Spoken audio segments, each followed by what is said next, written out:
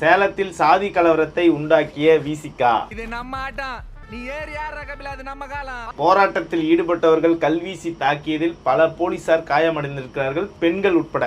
கற்களை வீசி தாக்கியதில் 3 காவலர்கள் மற்றும் 2 பெண்கள் காயமடைந்தனர்.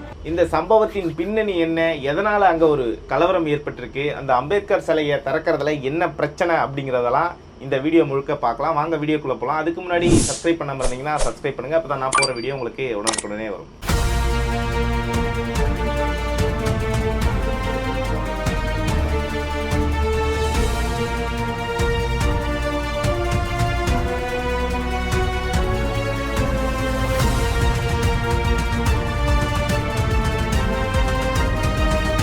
அரசியலில் நடக்கிறதெல்லாம் செய்தி இல்லை, அதுக்கு பின்னாடி நடக்கிறது தான் உண்மையான செய்திகள். நான் உங்கள் ஹேமகுமார், இது வாய்ஸ் ஆஃப் ஹேமா. அனைவருக்கும் வணக்கம்.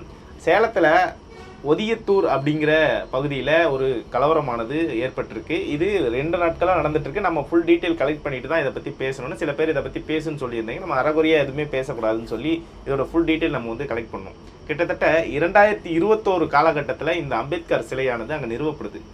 அது கால் மேல் கால் போட்டிருக்கிறது தான் பிரச்சனையான்னு கேட்டிங்கன்னா அது மட்டும் பிரச்சனை கிடையாது. அந்த இடத்துல அம்பேத்கர் சிலையான நிறுவப்பட்ட போது அது ஒரு நீர்நிலைகளை ஆக்கிரமிப்பு பண்ணி அந்த சிலையானது அங்கே நிறுவப்பட்டிருக்கு அப்படின்னு சொல்லி பொதுமக்கள் தரப்புலையும் கோரிக்கை வைக்கப்படுது. அங்கே பலதரப்பட்ட சாதிகள் இருக்குது. முதல்ல இந்த சம்பவத்தோட பின்னணியை உங்களுக்கு சொல்லிட்டேன்னா கொஞ்சம் விவரமாக நீங்கள் இதை தெரிஞ்சுப்பீங்க. என்ன அப்படின்னா, ஒரு 2 நாட்களுக்கு முன்னாடி அந்த பகுதியை சார்ந்த மாணவர் அமைப்பினர், அதாவது இந்த விசிகாவில் இருக்கக்கூடிய மற்றவங்கெல்லாம் என்ன பண்ணுறாங்க, அம்பேத்கர் சிலையை திறக்கிறாங்க. எப்படி திறக்கிறாங்க அப்படின்னா, கிட்டத்தட்ட 2021 இது கவர்மெண்ட்டோட கேஸில் இருக்குது, இது பிரச்சனையில் இருக்குது. அங்கே நிறுவப்பட்ட அந்த சிலை, அங்கே பல தலைவர்கள் சிலைலாம் இருக்குது. அதே மாதிரி இவங்களும் ஒரு சிலை நிறுவுறாங்க. அந்த சிலை வந்து அம்பேத்கர் சிலை வந்து கால் மேல் கால் போட்டிருக்க மாதிரி இருக்குது. அதில் ஒன்றும் தப்பு கிடையாது.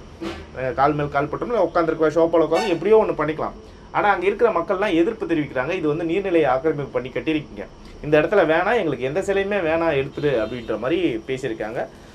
அதையும் வந்து பார்த்திங்கன்னா கவர்மெண்ட் வந்து நிலுவையில் தான் இருக்குது, இதோட பேச்சுவார்த்தை போயிட்டுருக்கு. இது வந்து நாங்கள் எல்லா சிலையுமே எடுக்க போகிறோம் அப்படிங்கிற அந்த ஒரு நிலைப்பாட்டில் தான் இருக்காங்க. இப்போ திடீரென்று என்னாச்சு, இத்தனை ஆண்டு காலமாக அந்த சிலைக்கு பாதுகாப்பு கொடுத்து வச்சுருக்காங்க காவல்துறை தரப்பில். திடீர்னு நாம் இப்போ வந்து ஆளுங்கட்சியில் இருக்கோம், நாம் கையில் வந்து இப்போ அதிகாரம் இருக்குது, இறங்கி வேலையை பார்க்கலாம் அப்படின்னு சொல்லி என்ன பண்ணியிருக்காங்க, ஒரு சில பேர் அமைச்சரை போய் பார்த்துருக்காங்க. அமைச்சர் அவர்களும் நீங்கள் பண்ணுங்கள், நம்ம பார்த்துக்கலான்ற மாதிரி சிக்னல் கொடுத்துருக்க வாய்ப்பு இருக்குது. உடனே அவங்களும் நன்றி அமைச்சர்னு வர பதிவுகள்லாம் போடுறாங்க. போட்டுட்டு இந்த சிலையையும் திறக்கிறாங்க.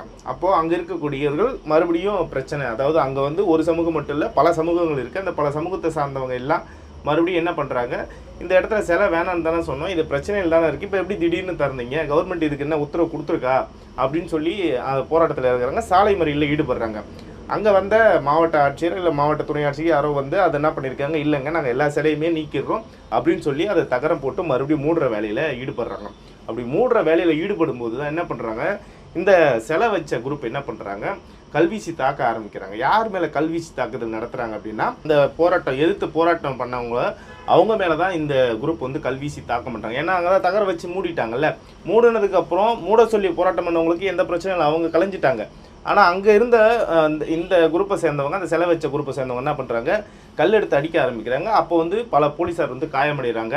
அப்போ தான் லத்தி சார்ஜியை போலீஸ் வந்து காவல்துறை கையில் எடுக்குது. ஒரு 5-6 பசங்களுக்கு அடிதடியில் காயப்பட்டிருக்குதாகவும், அதேமாதிரி போலீஸ் தரப்பில் 2 பெண்கள் உட்பட போலீஸ் தரப்புலையும் மண்டையில் அடிபட்டிருக்கு அப்படிங்கிற அந்த தகவல்களும் வந்துட்டுருக்குது. இதுதான் இப்போதைக்கு அங்கே இருக்கிற நிலைமை.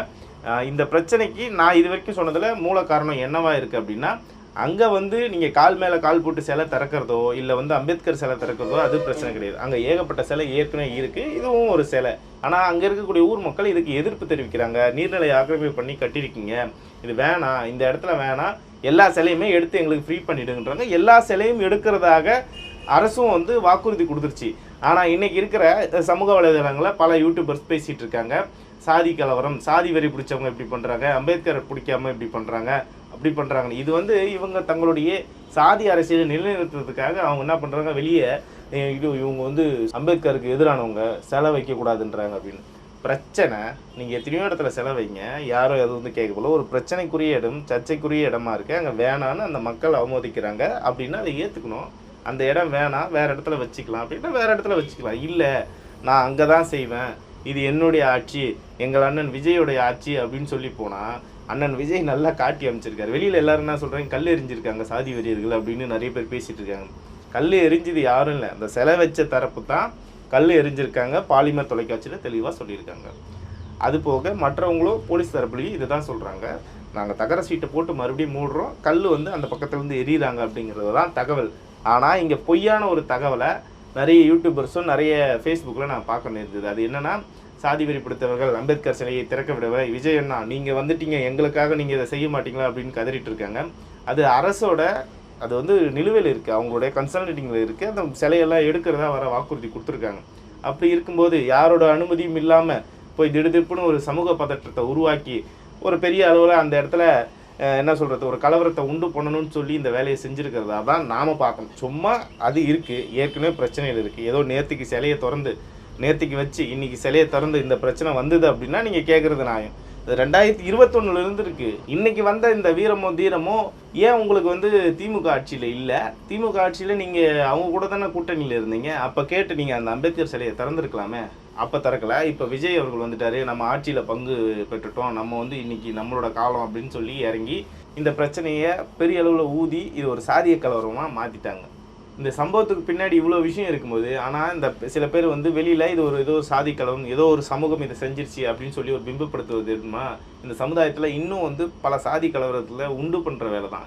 இங்கே நடந்த விஷயமே வந்து வெளிப்படையாக பேசணும். யார் இந்த தப்பை செஞ்சது, என்ன நடந்தது, எதுக்காக நடந்தது அப்படிங்கிறத வெளியில் கொண்டு வரணும். அது ஒரு சில சேனல்ஸ் தான் பேசுகிறாங்க, இந்த பாலிமர் மாதிரியான சேனல்கள் அங்கே என்ன நடந்தது அப்படிங்கிறத பேசியிருக்காங்க. ஆனால் இதில் நான் கடைசியாக பேச வேண்டிய ஒரே ஒரு விஷயம் என்ன தெரியுமா, அம்பேத்கர் அவர்களுக்கு எல்லாருக்குமான தலைவர் என்பதில் மாற்று கருத்து இல்லை. ஆனால் அதை உண்மையாக தலைவராக ஏற்றுக்கொண்டு அவரோட கொள்கையில் பயணிக்கிறவங்க செலை வச்சு தான் அவரை வந்து நம்ம மரியாதை செலுத்தணும் அப்படின்ற ஒரு இது இல்லை. ஆனால் உங்களுடைய ஒரு ஆசை, உங்களுடைய ஒரு மரியாதைக்காக நீங்கள் செலை வைக்கிறீங்க, திருவிழாக்கள் பண்ணுறீங்க, அவருக்கு வந்து இந்த பிறந்தநாள் கொண்டாடுறீங்க, அதெல்லாம் வந்து வரவேற்கத்தக்கது. அவரோட நினைவை போற்றுறது அப்படின்றது வரவேற்கத்தக்கது தான். ஆனால் இன்றைக்கு ஆண்ட கட்சிகளாக இருக்கட்டும், இப்போ வந்திருக்க தாவேக்காவாக இருக்கட்டும், உங்களால் ஒருத்தரால் கூட ஒரு சிலையை அவ்வளோ சுலபமாக திறந்துட முடியாது. ஆனால் இவ்வளவும் உங்களால் பண்ண முடியாத ஒரு காரியத்தை வட தமிழ்நாட்டில் பல இடங்களில் அம்பேத்கர் சிலையை நிறுவியது மருத்துவர் ஐயா அவர்கள். பாட்டாளி மக்கள் கட்சி நிறுவனது. இன்றைக்கி அதை தான் நிறைய இடத்துல மாலை போட்டுறீங்க, பிறந்தநாள் கொண்டாடுறீங்க. ஆனால் இந்த சிலையை திறக்க விட மாட்டுறாங்க, சேதப்படுத்திட்டாங்கன்னா உடனே யார் மேலே பழி போடுறீங்கன்னா பாமக மேலே தான் பழி போடுறீங்க. அதை எப்போ திருத்த போகிறீங்க? அந்த சமூகத்தின் மீது இந்த வன்மம் எப்போ உங்களுக்கு தீரப்போகுது? அது எனக்கு தெரியல. அது எனக்கு உண்மையாக தெரியல. எனக்கு விசிகா மாதிரியான கட்சிகள்லாம் இருக்கும் வரை கண்டிப்பாக நீங்கள் திருந்துறதுக்கான வாய்ப்புகள் மிக மிக குறைவு. ஏன்னா இப்போ நான் உங்களுக்கு உதாரணம் தான் சொல்கிறேன். உங்களால் திமுக ஆட்சியிலையும் அந்த சிலையை திறக்க முடியல, இன்றைக்கி இருக்கிற தாவேக ஆட்சியிலும் உங்களால் அந்த சிலையை திறக்க முடியல. ஆனால் பாட்டாளி மக்கள் கட்சி எல்லாத்தையும் எதிர்த்துக்கிட்டு தமிழ்நாடு முழுக்க கிட்டத்தட்ட 100க்கும் மேற்பட்ட சிலைகளை, அம்பேத்கர் சிலைகளை திறந்திருக்கு அப்படின்னா அப்போ உண்மையாகவே யார் வந்து இந்த ஒரு சாதிய இணக்கத்தையும் சமூக நீதியும் மக்களுக்கு சொல்லி கொடுத்துருக்காங்க அப்படிங்கிறது நீங்களே உணரணும். அந்த இப்போ அந்த சிலை வச்ச அந்த அன்பர்கள், கல்வீசி தாக்கல் முற்பட்ட அந்த அன்பர்கள் வந்து உண்மையாக நமக்காக வந்து நிற்கிறவங்க யார், இந்த பட்டியல் சமூகத்துக்காக பேசக்கூடிய தலைவர் யார் அப்படிங்கிறத நீங்கள் தான் புரிஞ்சுக்கணும். ஆனால் உங்களோட தலைவர் என்ன பண்ணுறாரு, பாஜக பாமக போன்ற கூட்டணிகள் இருக்கும்போது நான் இணைய மாட்டேன் அப்படின்னு சொல்லி அவரோட சொந்த சுய அரசியல் லாபத்துக்காக அந்த ஒரு காரியத்தை, பாமக ஒரு சாதி கட்சி, பாமக வந்து இப்படி அப்படின்னு பேசுகிறாங்க. அப்போ இன்றைக்கி இந்த சிலை திறப்பை தடுத்தது தாவேகா ஒரு சாதி கட்சி, அப்படி தானே?